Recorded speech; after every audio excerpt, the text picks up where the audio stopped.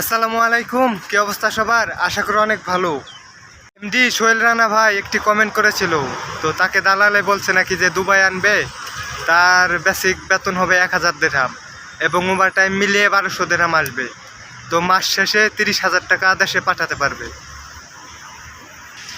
তো ভাই যাই করেন ভেবে চিন্তে করবেন, কারণ এখানে আসলে আপনার খাওয়ার খরচই মাসে 400 দিরহামের উপর লাগবে।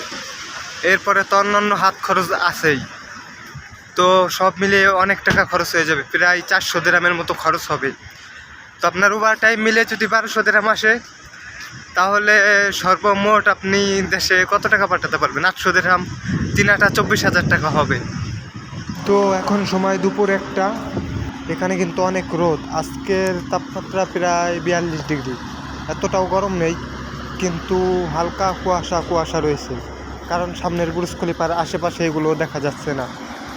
তো পাশেই মসজিদ, দুবাই আল ছাতোয়ার বড় একটা মসজিদ, এবং বাম সাইডে রেস্টুরেন্ট রয়েছে, তো সেইখানে যাব একটু। আর বর্তমান আর একটা কথা, সেটা হলো এখনও কিন্তু এই দুবাইতে বড়ই আছে, বড়ই গাছও আছে, ছোট্ট ছোট্ট বড়ই আছে। তো আমি প্রথমে ভেবেছিলাম এটা মনে হয় অন্য কোনো গাছ হবে, কিন্তু কাছে যেয়ে দিই বড়ই গাছ। তো এই বড়ই গাছটা সামনেই আছে, তো ওইখানে যাব।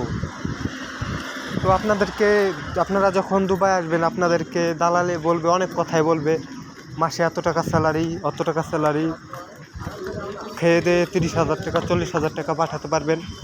তো আপনি আগে ভেবে চিন্তে আসবেন যে আপনার স্যালারি, বেসিক স্যালারি যদি 1000 দিরহাম হয়, ওভার টাইম মিলিয়ে যদি 1200 দিরহাম হয়, তো আপনি 400 টাকার নিচে খানা আপনার হবে না। খানা দানা, এমনি ঘোরাফেরার খরচ, কারণ আপনি যদি পার্সেলও খান তাহলেও 250 দিরহাম লাগবে। 250 দিরহাম, এবং সকালের নাস্তা থাকবে না। সকালের নাস্তা দিয়ে আপনার 300 দিরহাম লেগে যাবে খাওয়ার বিলি। এরপর আপনার ওয়াইফাই খরচ আছে, নেট খরচ আছে, এমনি আপনার হাত খরচ তো আছেই। তো সব মিলিয়ে একটা 400 দিরহামের মতো খরচ লাগে। তো সামনে রেস্টুরেন্ট, সেইখানে যাব।